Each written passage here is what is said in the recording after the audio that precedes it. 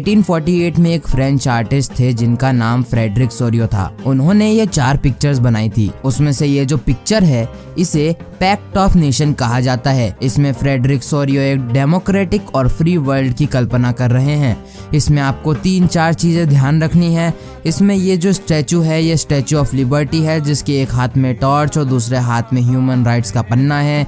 नीचे राजा के टूटे हुए मुकुट वगैरह पड़े हुए हैं जो एंड ऑफ मोनार्की को दिखा रहा है, और ऊपर इनके सारे देवी देवता हैं, स्पेशली जीसस जो इनको आशीर्वाद दे रहे हैं।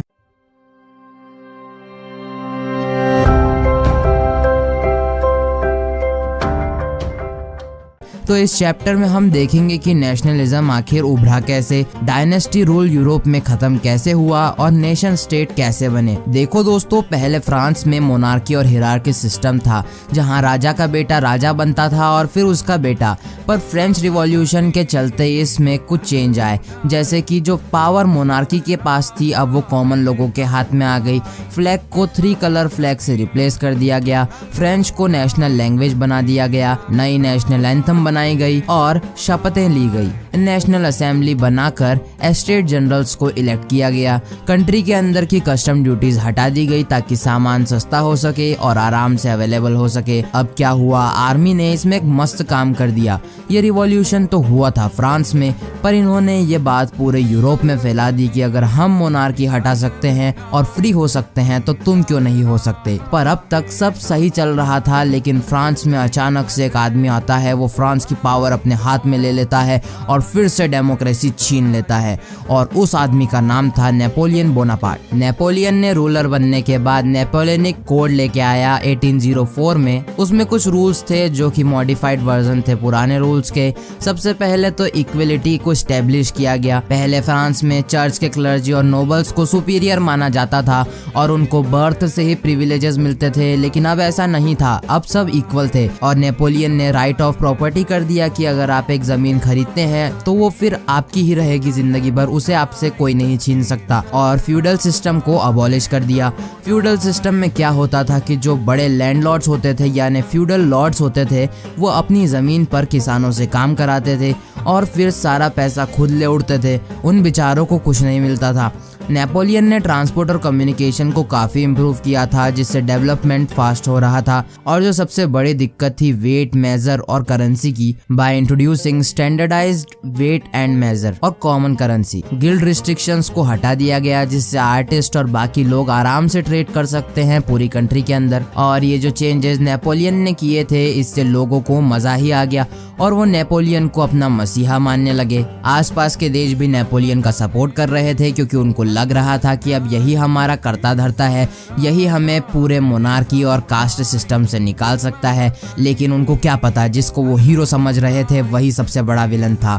थोड़े टाइम बाद लोग नेपोलियन से नफरत करने लगे ड्यू टू फॉलोइंग रीजंस। पहला तो ये कि अभी भी डेमोक्रेसी नहीं थी, लोग फ्री नहीं थे, नेपोलियन भी राजा जैसा ही था। दूसरा कि नेपोलियन ने सारी चीजों पर टैक्स बढ़ा दिए थे ताकि वो माला माल हो जाए और मस्त खर्चा करके पूरे यूरोप को कैप्चर कर सके। तीसरा, उसने सेंसरशिप लगा दी, फॉर एग्जाम्पल न्यूज़पेपर पर कि कोई उसके खिलाफ कुछ नहीं लिख सकता।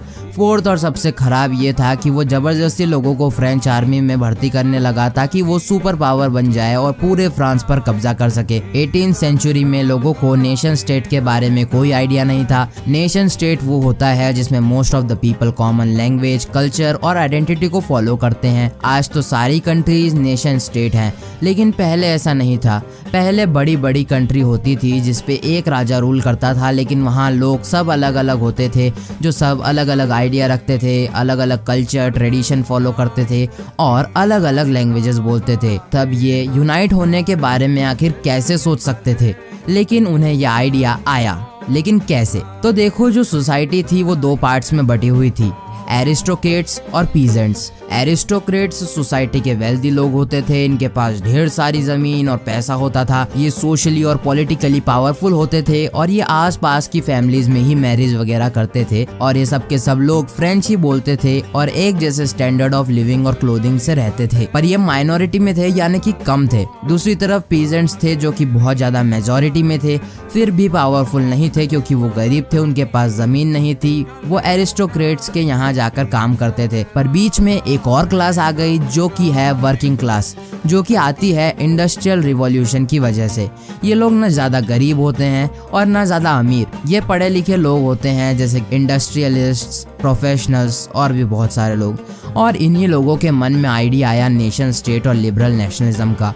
लिबरलिज्म स्टेट क्या था कि ये लोग एरिस्टोक्रेसी का एंड चाह रहे थे और ऐसी गवर्नमेंट चाह रहे थे जो लोगों के हिसाब से चले, सबके पास फ्रीडम हो और एक कॉन्स्टिट्यूशन वाली रिप्रेजेंटेटिव गवर्नमेंट बनाई जाए जिसमें लोग वोट कर सकें। लेकिन ये लोग भी पागल निकले, ये बोल रहे थे कि वोट सिर्फ मैन देंगे, वुमेन नहीं, और मैन भी वो वाले जिनके पास प्रॉपर्टी हो। तो अब फिर नई मुसीबत, और यूरोप में एक और नई प्रॉब्लम चल रही थी कि ट्रेडर्स को एक जगह से दूसरी जगह जाते जाते बहुत सारा टैक्स भरना पड़ता था। जब ट्रेडर्स हैम्बर्ग से न्यूरेमबर्ग तक जाते थे ट्रेड करने के लिए, तब उन्हें हर जगह 5% टैक्स देना पड़ता था, जो कि अति हो रही थी। और हर जगह उन्हें करेंसी भी चेंज करनी पड़ती थी। तो इसके सॉल्यूशन को लेकर एक कस्टम यूनियन 1834 में बना जिसका नाम जुल्वरीन था, जिसको प्रशिया ने स्टार्ट किया था, लेकिन बाद में बाकी जर्मन स्टेट्स भी इसमें शामिल हो गए थे। इस यूनियन ने टैरिफ बैरियर्स को हटा दिया। लगभग 30 करेंसी थी जिनको सिर्फ 2 तक कम कर दिया गया,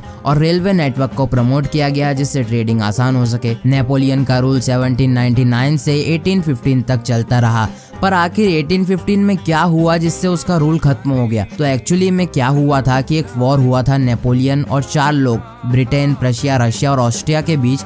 इसमें सब नेपोलियन के खिलाफ थे और इस फाइट को वाटरलू कहा जाता है, जिसमें नेपोलियन हार गया था। पर ये लोग कंजर्वेटिव लोग थे, चाहते थे कि मोनार्की वापस आ जाए। उसके लिए ये लोग कंजर्वेटिज्म लाते हैं और नेपोलियन ने जो भी चेंजेस किए थे उन सबको वापस ले लेते हैं।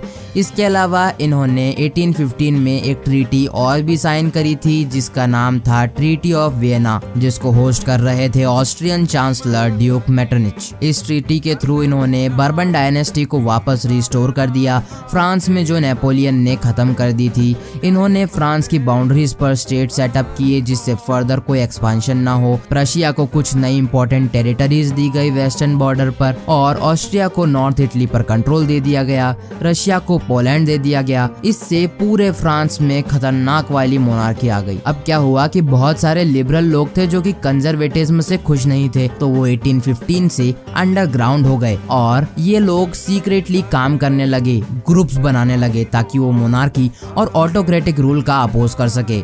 इनको पूरी तरीके से आजादी चाहिए थी। अब हमें देखना है role of an Italian revolutionary जिनका नाम गियुसेप्पे मज़ीनी था। इनका बर्थ गियोना में 1807 में हुआ था। ये भी एक लिबरल सीक्रेट सोसाइटी के मेंबर थे जिसका नाम कार्बोनरी था।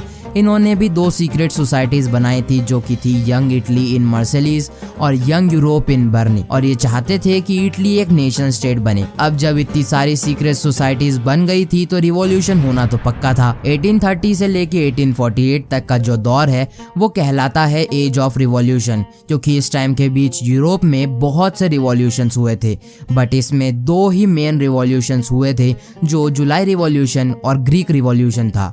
तो जुलाई रिवॉल्यूशन 2 जगह पर हुआ था, फ्रांस और बेल्जियम में। तो फ्रांस में बर्बन डायनेस्टी को हटा दिया जाता है, कॉन्स्टिट्यूशनल मोनार्की सेटअप की जाती है और लुइस फिलिपी को फ्रांस का हेड बना दिया जाता है। और बेल्जियम में ये सीन था कि बेल्जियम आता था under the control of United kingdom of Netherlands के, बट बेल्जियम के लोग फ्री होके अपना खुद का देश बनाना चाहते थे और वो सफल भी होते हैं और बेल्जियम एक अलग देश बन जाता है। अब देखते हैं दूसरे रिवॉल्यूशन को जिसका नाम ग्रीक रिवॉल्यूशन था। ग्रीक जो था वो पार्ट था ऑटोमन एम्पायर का, तो जो ग्रीक के लोग थे वो भी दूसरे लोगों की तरह फ्री होना चाहते थे और इसी मांग के चलते वो 1821 में प्रोटेस्ट चालू कर देते हैं। पर ग्रीक के लोग थोड़े कमजोर थे तो इनको चाहिए थी मदद, तो इनकी मदद फिर वेस्टर्न यूरोपियन कंट्रीज करती है और वहाँ के पोएट्स और आर्टिस्ट भी लोगों के बीच नेशनलिज्म की फीलिंग जगा रहे थे। तो इसके चलते फाइनली ग्रीक 1832 में एक नई ट्रीटी बनाता है जिसका नाम था ट्रीटी ऑफ कॉन्स्टेंटिनोपल, और वो उसको साइन करने के बाद एक नई कंट्री बन जाते हैं। दोस्तों, देशभक्ति की फीलिंग लोगों में ऐसे ही एक देश बनाने और मोनार्की वगैरह को हटाने की बात से ही नहीं आ गई। इसमें एक और बड़ा फैक्टर इंक्लूड था जो कि था कल्चर, और इसी से शुरू होता है रोमांटिसिज्म। तो रोमांटिसिज्म का मेन मकसद था कि ऐसा कल्चरल मूवमेंट हो जिसकी वजह से लोगों में देश के प्रति प्यार या सेंटिमेंट जागरूक हो। इसका एक कंट्रीब्यूटिंग फैक्टर था आर्टिस्ट लोग। वो अपने आर्ट्स, पोएट्रीज, स्टोरीज, म्यूजिक के थ्रू रोमांटिसिज्म फैला रहे थे।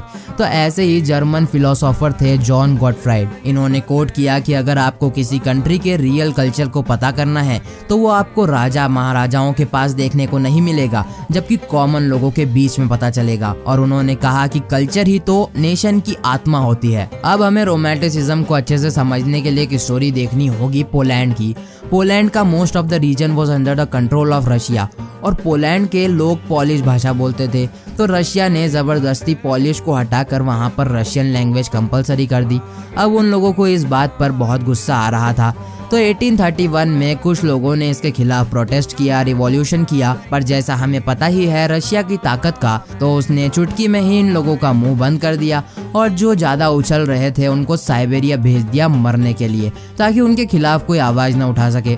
और इसी कहानी से हमें ये भी पता चलता है कि लैंग्वेज भी एक फैक्टर है जो कि नेशनलिज्म की भावना को जगाने में मदद कर सकती है। 1830s में यूरोप में ऐसा समय आता है जिसमें लोगों की इकोनॉमिक कंडीशन बहुत खराब हो जाती है। ऐसा इसलिए होता है क्योंकि पॉपुलेशन बहुत ज्यादा बढ़ने लगती है, जिसके कारण अनएम्प्लॉयमेंट बढ़ जाता है और इसी वजह से विलेजेस के लोग काम ढूंढने के लिए सिटीज आने लगते हैं और इसी वजह से सिटीज की अर्थव्यवस्था खराब हो जाती है और स्लम्स बनने लग जाते हैं। और अब धीरे धीरे सामान की कमी इंग्लैंड पूरी करने लगा और ये सामान सस्ता पड़ता था क्योंकि लार्ज स्केल इंडस्ट्रीज में मशीन से बनता था, जिससे स्मॉल स्केल प्रोड्यूसर्स का लॉस होने लगा और इसी टाइम फसल भी खराब हो गई तो लोगों को खाना तक नहीं मिल रहा था। लेकिन दूसरी तरफ अमीर लोगों को कोई फर्क नहीं पड़ रहा था। अब 1848 में ऐसा हो जाता है कि सब लोग सड़क पर आ जाते हैं और ये देखकर जो उनका रूलर था लुइस फिलिप वो भाग जाता है। और क्योंकि राजा भी भाग जाता है तो देश को चलाने के लिए नेशनल असेंबली फॉर्म होती है और फिर से वो असेंबली फ्रांस को एक रिपब्लिक कंट्री घोषित कर देती है और ये नेशनल असेंबली कुछ चेंजेस करती है। सबको वोटिंग राइट्स मिल जाते हैं जो 21 साल से बड़े होते हैं, लेकिन वुमेन्स को छोड़, और सबको राइट टू वर्क की गारंटी दी जाती है। और इसी के चलते 1845 में एक और इंसिडेंट हुआ जिसको सिलेसिया रिवॉल्ट कहा जाता है, जहां कुछ वीवर्स ने कॉन्ट्रैक्टर के खिलाफ प्रोटेस्ट कर दिया था क्योंकि कॉन्ट्रैक्टर ने इनकी सैलरी कम कर दी थी। और इसी बात से गुस्सा होकर वो सारे वीवर्स गए और कॉन्ट्रैक्टर के घर पर धावा बोल दिया। इससे भाग के वो पास के गांव में छुप जाता है, लेकिन गांव के लोग भी उसे भगा देते हैं। तो वो कॉन्ट्रैक्टर आर्मी से मदद ले लेता है और अब वीवर्स और आर्मी के बीच में फाइट होती है जिसमें 11 वीवर्स मर जाते हैं। तो अब हर जगह जैसे कि रिवॉल्यूशंस हो ही रहे थे तो लिबरल्स कैसे शांत बैठ सकते थे, तो ये लोग भी नेशनल, स्टेट और पार्लियामेंट्री प्रिंसिपल्स को लेकर रिवॉल्ट करने लगे। वहीं दूसरी तरफ जर्मन रीजन में मिडिल क्लास के लोगों ने ऑल जर्मन नेशनल असेंबली बना ली जिसमें 831 मेंबर्स थे। इन्होंने एक पार्लियामेंट्री मीटिंग करी 18 मई 1848 को और क्योंकि वहां पर पार्लियामेंट तो था नहीं तो उन्होंने वो मीटिंग फ्रैंकफर्ट के सेंट पॉल चर्च में करी। लेकिन ये मिडिल क्लास के लोगों की असेंबली थी तो ये पीजेंट्स वगैरह को इग्नोर कर रहे थे और उनकी बात सुन नहीं रहे थे। तो आर्टिस्ट और पीजेंट्स अपना सपोर्ट हटा लेते हैं और इसी वजह से ये लड़ाई कमजोर पड़ने लगी। लेकिन फिर भी वो फ्रेडरिक विलियम फोर्थ जो कि प्रशिया के राजा थे उसके पास अपना कॉन्स्टिट्यूशन लेके जाते हैं और राजा साफ साफ मना कर देता है क्योंकि कोई राजा अपनी गद्दी क्यों छोड़ना चाहेगा, और वो एज अ गिफ्ट उनको अच्छी मार पड़वाता है। तो ये मूवमेंट फाइनली फेल हो गया। पर अब मोनार्क्स को भी समझ आ गया था कि अगर हम इन पे इतने टाइट रहेंगे तो ये लोग हमको जल्दी ही भगा देंगे। तो इससे बचने के लिए वो थोड़ी ढील देते हैं और वो बंधुआ मजदूर यानी बॉन्डेड लेबर को अबॉलिश कर देते हैं और वो हंगरी को ऑटोनॉमी ग्रांट कर देते हैं 1867 में। अब हम देखते हैं कि आखिर जर्मनी और इटली नेशन स्टेट्स कैसे बने। जो अभी हमने देखा कि मिडिल क्लास के लोग फेल हुए, वो फिर से खड़े हुए और मदद मांगने गए प्रशिया के बड़े बड़े लैंडलॉर्ड्स के पास जिनको जंकर्स ऑफ प्रशिया कहा जाता है। और मजे की बात तो यह है कि वो लोग मान भी जाते हैं और सारी जिम्मेदारी प्रशिया के पास आ जाती है। और उस समय के प्रशिया के चीफ मिनिस्टर ऑटोमन बिस्मार्क थे। तो ये आर्मी, जंकर्स और बिस्मार्क साथ में लड़ाई को स्टार्ट करते हैं फ्रांस, ऑस्ट्रिया और डेनमार्क के खिलाफ और ये लड़ाई 7 साल तक चलती है और इसमें प्रशिया जीत जाता है और इसके रिजल्ट में जर्मनी एक यूनिफाइड नेशन बन जाता है। और फिर 18 जनवरी 1871 में जर्मनी का एक नया राजा बनता है जिसका नाम केजर विलियम फर्स्ट था। इस राजा ने करेंसी को मॉडर्न करने में, बैंकिंग करने में और लीगल और जुडिशियल सिस्टम बनाने में ध्यान दिया। अब है इटली के यूनिफिकेशन की कहानी। इटली 19th सेंचुरी में 7 स्टेट्स में डिवाइडेड था। ये वो 2 स्टेट्स हैं, सार्डिनिया और पिडमोंट। यहाँ का ही राजा सिर्फ इटली की लैंग्वेज बोलता था, उसका नाम था विक्टर एमेनुएल II। देखो इटली को 3 लोग कंट्रोल कर रहे थे। नॉर्दर्न पार्ट को ऑस्ट्रिया हैब्सबर्ग कंट्रोल कर रहा था, सेंट्रल पार्ट को पोप कंट्रोल कर रहा था और सदर्न पार्ट को bourbon king of Spain control कर रहा था। तो ये जो किंग था विक्टर एमेन्युअल, ये सोचता है कि मैं ही अब इटली को यूनिफाई करूंगा। इसके लिए वो अपने चीफ मिनिस्टर काउंट कैवोर के साथ प्लान बनाता है। तो इसी प्लान के चलते 1895 में काउंट कैवोर फ्रांस के साथ मिलकर नॉर्दर्न पार्ट को कैप्चर कर लेता है। अब सदर्न पार्ट पर कब्जा करने के लिए काउंट कैवोर गिसिपी गरिबाल्डी की मदद लेता है, जिसके पास एक बहुत बड़ी आर्मी थी। तो ये सदर्न पार्ट को 1860 में कैप्चर कर लेते हैं और बचा सेंट्रल पार्ट जिसको पॉप कंट्रोल कर रहा था, जिसको कैप्चर करने के लिए इन्हें कोई मेहनत नहीं करनी पड़ी थी क्योंकि वो खुद ही सरेंडर हो गया। और फिर फाइनली विक्टर एमेन्युअल II को 1861 में पूरे इटली का किंग बना दिया जाता है। अब है ब्रिटेन के यूनिफिकेशन की कहानी। ब्रिटेन के यूनिफिकेशन में बहुत टाइम लगा था, एक लॉन्ग प्रोसेस थी। तो देखो मैप पर ब्रिटेन के पार्ट्स थे स्कॉटलैंड जिसमें स्कॉट लोग रहते थे, वेल्स में वेल्स लोग रहते थे, इंग्लैंड में इंग्लिश लोग रहते थे और आयरलैंड में आयरिश लोग रहते थे और वेल्स इंग्लैंड का ही पार्ट था। इंग्लैंड में यूं तो पावर मोनार्की के पास रहती थी, लेकिन 1688 में मोनार्की की सारी पावर लगभग इंग्लिश पार्लियामेंट के पास चली जाती है। अब इंग्लैंड चाहता था कंट्रोल ओवर स्कॉटलैंड, तो वो बातचीत करके 1707 में एक एक्ट ऑफ यूनियन साइन करता है और स्कॉटलैंड और इंग्लैंड मिलकर United kingdom of great Britain बन जाते हैं। लेकिन फिर United kingdom of great Britain में इंग्लिश लोग का दबदबा बनने लगता है और वो धीरे धीरे स्कॉटलैंड के लोगों को सप्रेस करने लगते हैं। सेम आयरलैंड के साथ भी हुआ। आयरलैंड में 2 टाइप के लोग रहते थे, कैथोलिक्स जो कि मेजॉरिटी में थे और प्रोटेस्टेंट्स जो कि माइनॉरिटी में थे।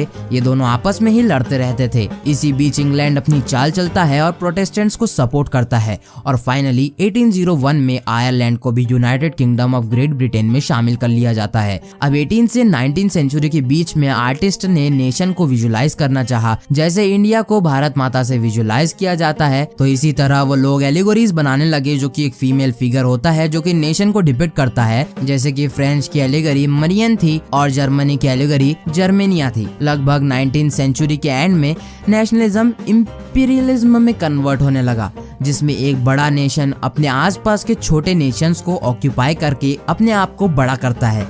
इसी से रिलेटेड एक केस स्टडी है जो कि बल्कान्स रीजन की है, जहां छोटे छोटे देश होते थे जैसे कि रोमेनिया, अल्बेनिया, टर्की वगैरह वगैरह। पर क्योंकि यहाँ ऑटोमन एम्पायर कमजोर था तो सब अपने आप को नेशन घोषित कर लेते थे और सबको अपनी टेरिटरी बढ़ाने की प्यास रहती थी। तो ये एक दूसरे से लड़ते रहते थे और जब ये चीज बड़ी कंट्रीज जैसे कि रशिया, जर्मनी, इंग्लैंड वगैरह को दिखी तो इन्होंने भी इसमें अपना हाथ डाल दिया और फाइनली इसी वजह से स्टार्ट हुआ वर्ल्ड वॉर फर्स्ट।